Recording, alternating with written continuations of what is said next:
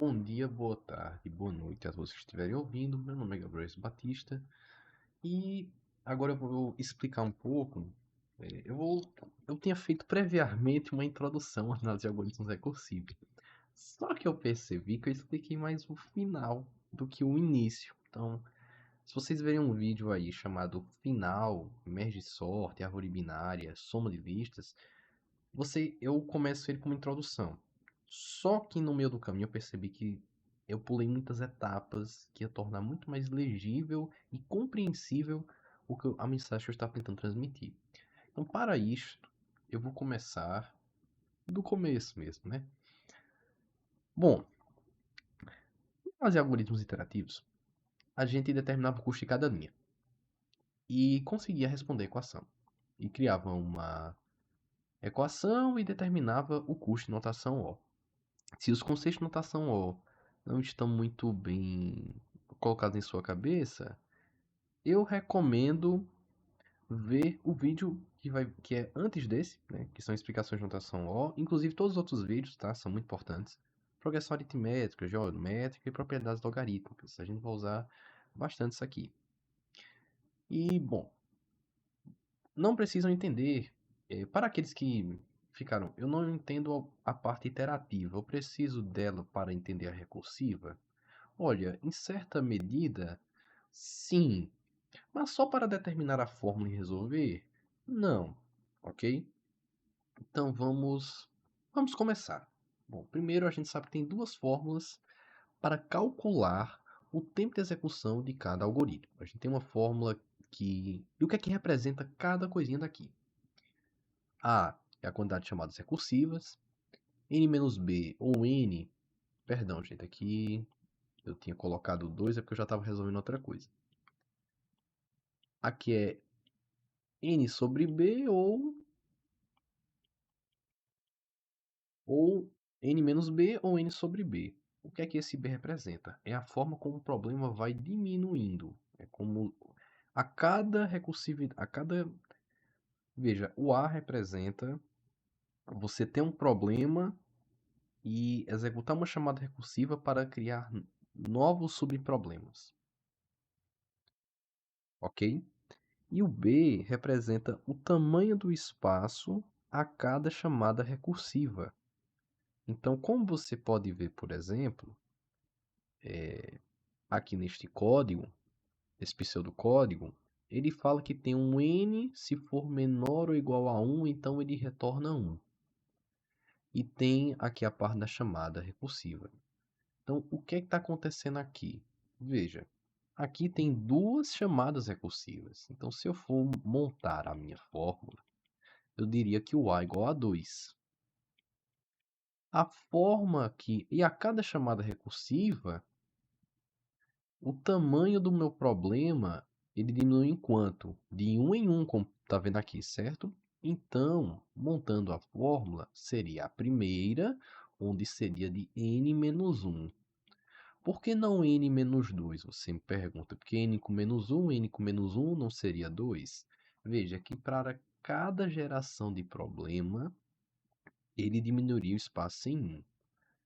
É como se, por exemplo, eu tivesse uma lista aqui com 1, 2, 3, 4, 5, 6 e 7, colocar mais 8. Tivesse uma lista com esse aqui é meu problema original. Se eu divido ele em 2 e eu digo que cada problema desse, na verdade, vai ter, por exemplo, aqui tem 8. Se eu de cada problema desse tem 1, 2, 3, 4, 5, 6, 7. 1, 2, 3, 4, 5, 6, 7. Então é como se eu dissesse que o B diminuiu, veja. Aqui tinha 8 problemas. Aqui tinha um problema com tamanho 8. E eu dividi em dois subproblemas, onde cada problema gerado tem um espaço de 7 agora. É isso que isso aqui quer dizer. Então é por isso que essa parte representa n menos 1. a função de n. O que seria a função de n? Bom, no conceito iterativo era se tivesse, por exemplo, um para, um enquanto, um para de 1 até n. Que tem um exemplo aqui que eu vou dar daqui a pouco que vai ficar mais claro. Mas, além da recursividade, ele só tem o custo na base da recursão. Então, isso aqui é da ordem de quê? Da ordem de O de 1, porque é da ordem de uma constante.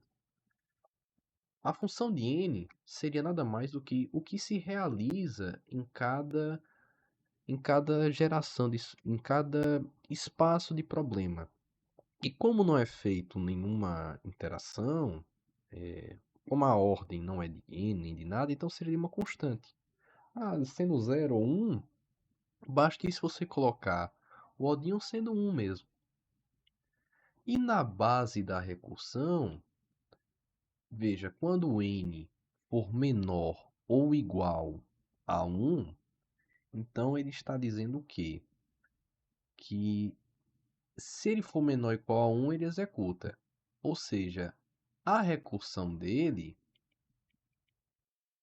vai ser 1 ou 0. Você pode me perguntar, né? Veja, se ele for igual a 1, ele ainda vai executar a recursividade. Agora, quando ele for 0, isso aqui para de ser verdade. É por isso que a base da recursão, que é o C, ele é igual a 0. E D representa o custo caso haja uma condição quando ele chega na base da recursão. Veja o que ele fala. Tem uma condicional justamente ligada ao quê? A base da recursão, que é se n for menor ou igual a 1, então, ou seja, o n teria que ser sempre o quê? 0. E ele vai retornar 1. Então, o custo desse retornar 1 é algo constante, sempre será 1. Então, na base da recursão, o custo é sempre de quê? De retornar 1. Logo, o D seria 1. Mas e se fosse retornar 10, retornar 100, retornar 1000? Aí seria 10 então? Não. Retornar e a quantidade de coisas que ele retorna. Por exemplo, se ele retornasse 1, depois retornasse 2, depois retornasse 3, depois retornasse 4, se tivesse 4 linhas de retornar, então seriam 4, então D seria igual a 4. Como ele só retorna uma única coisa, então o D é igual a 1. Então aqui a gente monta a nossa equação. E como é que resolve ela? O que é que representa as etapas dela? Veja. Se T de n é igual à soma, por exemplo, ele está dizendo que a soma o tempo de execução disso aqui é a soma dos bloquinhos aqui, é a soma do tempo que leva para processar esses dois bloquinhos aqui, mais a função interativa correspondente a cada um deles. Então, por exemplo, nesse contexto, se eu quiser, para determinar, e eu sei o custo da base de recursão, que é 1. Então, o que é que eu preciso fazer? Eu preciso calcular o custo até chegar onde? Na base da recursão. Então, por exemplo, eu sei o T de n e o T de n menos 1. Ou seja, da próxima posição, do próximo espaço de problema que será ocupado. Bom, ele seria o T de n menos 1 e ele está em função de quê? Do próxima etapa dele. Então estaria em função de 2t de n menos 2. Porque se o problema vai diminuir de 1 em 1, então para calcular o t de n eu tenho de o t de menos 1. Então do t de menos 1 eu tenho de menos 2. E essa constante, ela é uma constante, então ela não muda. E agora, mas por exemplo, vejam que aqui está t de n menos 1, certo? Só que tem um porém. Isso aqui se trata, veja, para chegar aqui, nesse t de n menos 1, ele sofreu duas chamadas recursivas. Então, eu preciso colocar isso. E para colocar e este aqui já sofreu duas vezes duas chamadas recursivas. Então, esse aqui é de 2 ao quadrado. E esse 1, ele também está em função do custo das chamadas recursivas. Então, ele também multiplica por 2. Se eu for esboçando, ficaria como depois? A posição de n menos 2 agora. Para determinar o custo de n menos 2, eu teria o custo de execução do n menos 3 mais a parte iterativa. Só que o n menos 2, ele sofreu 2 ao quadrado recursividades. E o n-3 vai sofrer 2 ao cubo recursividades. E a função constante e a função de n, no caso que seria essa constante, ela também sofreu 2 ao quadrado recursividade. Elas têm função da recursividade. Então, se você perceber o padrão aqui, ele vai sempre... Veja, eu vou dar um macete aqui que pode ajudar vocês. Nesse aqui, ainda não vai ser possível aplicar. Mas é basicamente o seguinte. Vocês estão vendo esse termo aqui? Ele vai ser o mesmo daqui. E esse daqui é um expoente a mais. E essa é a motivação, é o jeito que vamos encontrar a base da recursão. Como assim? Veja, isso aqui vai executar até eu chegar aonde? Na base da recursão, que é justamente isso aqui. Meu intuito é chegar aonde? Na base da recursão. Dito isto, para determinar o custo da minha recursão, eu teria que chegar uma unidade a menos da base da recursão, ou seja, eu chegaria no penúltimo termo. Então, eu vou chamar K de termo. Então, 2 elevado a K menos 1 termos representaria o meu A. Seria a penúltima posição para ele finalmente chegar onde? Na base da recursão. E o N estaria sendo o quê? N menos K. N menos, ó, aqui que vale um detalhe, veja. Ele estava na posição N, aí ficou N menos 1. Então aqui seria a posição de N menos K menos 1. Fazendo os sinais aqui, e ficaria assim. Depois eu faço os sinais e vai ficar mais intuitivo. Isso aqui seria igual a quanto? Ao termo, finalmente, na última posição, que seria na base da recursão, multiplicado por t. E finalmente eu chegaria aqui na última casa, ou seja, finalmente chegaria na recursão. Então, t menos k com mais o custo da parte não iterativa do algoritmo, que é isso que representa o 1. Ele é a função de n. Seria 1 vezes 2 elevado a k. E após eu finalmente ter isso, eu chegaria na base da recursão, que é n menos k. Só que a base da recursão, eu sei que ela é igual a quanto? Ela é igual a zero, ó. Se você perguntar, por que não é igual a 1? Eu não entendi. Veja, esse 1 representa o custo dela. Quando chega na base da recursão, se tiver uma condicional e tiver algum retornar, algum cálculo ali na base da recursão, exclusivo para a base da recursão, ter um custo, isso representa o D. Só que a base da recursão em si é o quê? É o zero aqui. Então, n menos k é igual a zero. Veja, para fins educativos, vamos... E também vocês podem estar fazendo outra pergunta que é muito válida. Não seria então, Gabriel, 2 elevado a k multiplicado por n menos k é igual ao t de 0 é igual a d? Por que é que eu não boto tudo isso em função? Por que aqui eu não faço isso? Bom, é porque eu não quero comparar os custos, eu não quero comparar as recursividades, eu quero comparar o quê? Qual é o valor da base recursiva? A base recursiva é zero, que ele chega no tamanho do problema zero. Só que, e o n-k justamente representa esse zero. Logo, n-k é igual a zero. Então, o n é justamente igual a quem? A k. Porque se eu passo k para k, ele vira n igual a k. Fazendo tudo isso, o que é que eu posso concluir? É que, para determinar o tempo de execução, eu teria o quê? Eu posso... partindo do... Veja, essa é a fórmula que utilizamos para calcular o custo. Esta fórmula aqui. É que o T de N está em função das chamadas recursivas, da forma como o problema é diminuído, mas a função não recursiva. E eu sei também que na base recursiva há um custo determinado caso haja condicionais para a base recursiva. Agora, e se eu fizesse em função da base recursiva, ou seja, pela quantidade de recursões, e qual foi o máximo de execuções? Foi justamente de chamadas recursivas. Foi 2 elevado a k. Então, 2 elevado a k multiplicado pelo custo da base recursiva, que foi justamente quanto? 1 mais o custo da toda a parte não interativa. Vejam, estão vendo todos os uns aqui? Eu vou somar todos eles, ó, que é toda a parte que é a função de n, a parte não interativa.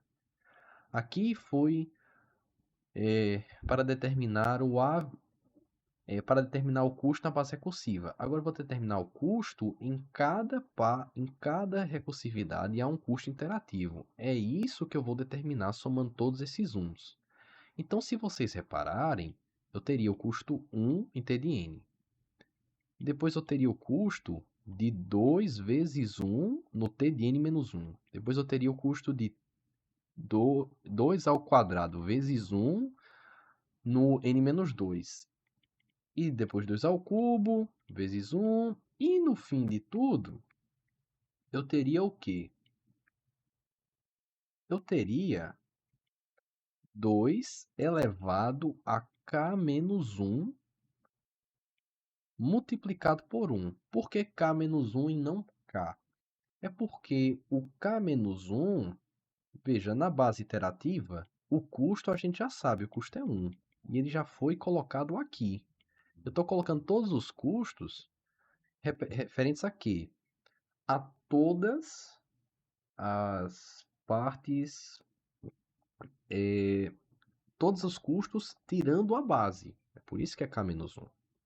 Aí você me pergunta, tá, como é que eu faço isso aí? O que é isso aí, na verdade? Se você reparar, isso aqui se trata de o quê? Se eu coloco isso aqui, esquecendo, abstraindo um pouco de análise de algoritmo, vamos focar só na parte matemática aqui. Se o primeiro elemento é 1, o segundo é 2, o terceiro vai ser 2 ao quadrado, vai ser 4, vai ser o quê? Vai ser 1, 2, 4, 8, 16, até o quê? Até chegar no 2 elevado a k menos 1. Ou seja, só que se você reparar, aí você vai me perguntar, então isso é uma progressão geométrica? Isso é uma progressão geométrica, vai multiplicando por 2. Beleza. Mas me responde uma coisa então. Tem quantos termos aí? Porque é crucial saber, de fato. É crucial. Como é que a gente determina a quantidade de termos, então, desta progressão geométrica? Se você reparar, 1 é a mesma representação de quê? De 1 multiplicado por 2 elevado a zero. Por que que é importante eu esclarecer isso? Porque vai ter o quê? O termo 0, o termo 1, o termo 2, o termo 3, o termo 4, até o termo qual? K menos 1. Então, eu tenho de 0 até k menos 1 termos. Logo, eu tenho o quê? K termos. Por que K termos? Veja, se eu tenho de um termo até um termo, eu tenho um termo. Agora, se eu começar a contar a partir do zero, eu vou ter dois termos. Logo, eu somaria 1 mais 1, por conta que eu estou contando a partir de zero. Então, se eu faço a mesma coisa com k menos 1, então teria o quê? K termos. Então isso é uma progressão geométrica que eu tenho k termos e eu tenho que minha razão é igual a 2 e eu tenho que o meu primeiro termo dessa progressão geométrica é 1.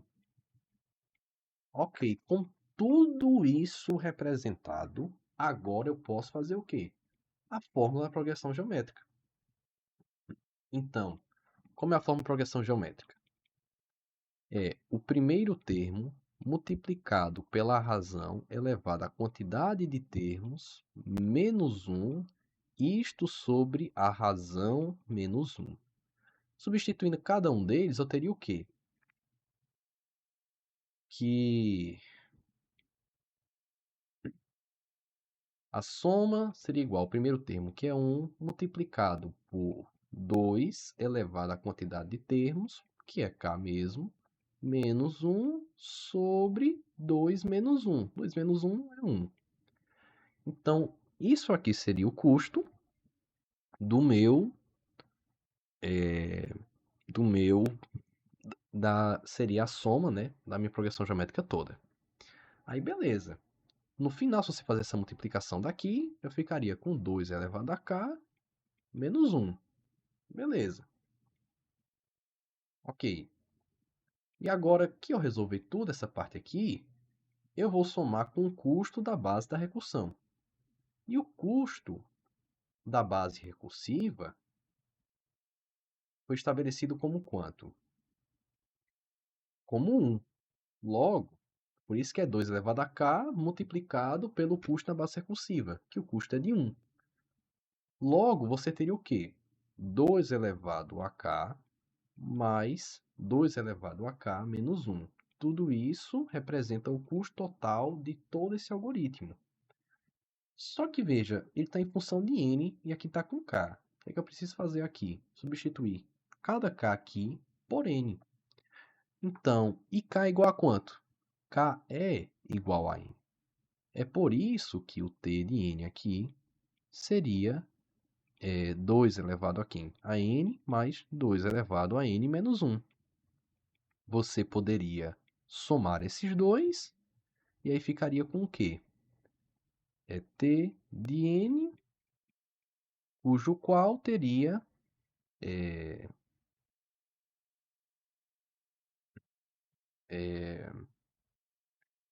2 elevado a n mais 1 menos 1. Aí você vai perguntar, que? Por quê? Porque veja, se eu tenho 2 elevado a n vezes 2 elevado a n, é o mesmo que eu dizer o quê? 2 vezes 2 elevado a n, certo?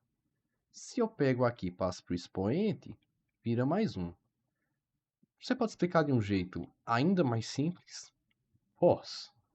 Vamos supor que eu tenho 2 mais 2. 2 mais 2 é 4. Só que 2 mais 2 é o mesmo que representar o quê? 2 ao quadrado. Afinal, 4 é 2 ao quadrado. Se eu tenho 2 ao cubo com mais 2 ao cubo, eu geraria um 2 à quarta potência. Por quê? Porque eu teria o seguinte, é que 8 mais 8 é igual a 16. Ou seja, baseado nisso, se eu tenho 2 elevado a n mais 2 elevado a n, eu vou ter 2 elevado a n mais 1 de expoente. Isto é o que define. Veja, a base somada a si mesmo. Veja, se você tem um número que tem um expoente somado a ele mesmo, com o mesmo expoente, pela quantidade que ele representa, seu resultado vai ser ele mesmo com o expoente mais 1. Vou dar um exemplo com o número 3. Se fosse 3, seria o mesmo. Veja, o número 3 somado pela quantidade de vezes dele mesmo, e todos elevado ao expoente 1. É o mesmo que dizer o quê? 3 elevado a 1 mais 1, ou 3 ao quadrado. Afinal, 3 mais 3 mais 3 é 9. E 3 ao quadrado é justamente quem? 9. É por conta disso que o custo do tempo de execução desse algoritmo seria t seria 2 elevado a n mais 1. E em notação O, o custo disso aqui seria de quê? Se fosse feita a seguinte pergunta, esse algoritmo, ele, ele corresponde a qual tempo de execução? Bom, como você pode ver aqui, chegamos nessa conclusão. Só que é o mesmo que eu dizer o seguinte: 2 vezes 2 elevado a n mais 1. Isso é o mesmo disso. Então, olhando em termos de que é mais, perdão, aqui é mais. Então, olhando para cá, eu determinaria o quê? Que em notação O, perdão, menos 1 aqui, né? Em termos de notação O, o custo disso aqui seria o quê? De 2 elevado a n. Logo, das alternativas que ele deu aqui, ó, na questão, circule o tempo de execução apropriado com respeito a n e considere n um valor inteiro. Ele dá a opção de n ao quadrado, de O de n log de n, de infinito, de O de n log de n ao quadrado, O de 1 e O de 2 elevado a n. Aí você pode me perguntar, ok, por que que você está dizendo então que é 2 elevado a n e não custo em notação O de 2 elevado a n mais 1, por exemplo? É porque, veja, em notação O, isso aqui seria nada mais nada menos que a representação de, por exemplo, uma constante. Porque, por exemplo, se eu digo para você, isso aqui, você pode fazer essa representação. Mas, para analisar, eu não a recomendo. Pode lhe confundir, apesar dela ser verdade. Qual é o melhor jeito de você dizer isso daqui? Bom, faça o seguinte. Coloque 2 vezes 2 elevado a n menos 1. É um jeito mais interessante de você representar. Porque quando você analisasse toda esse tempo de execução, você iria conseguir determinar com mais facilidade que o quê?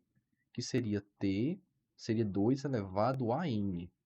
Se é n, 2 elevado a n mais 1, n mais 2, n mais 3, não tem relevância. Porque tendendo ao infinito, o único termo que dominaria aqui é o n.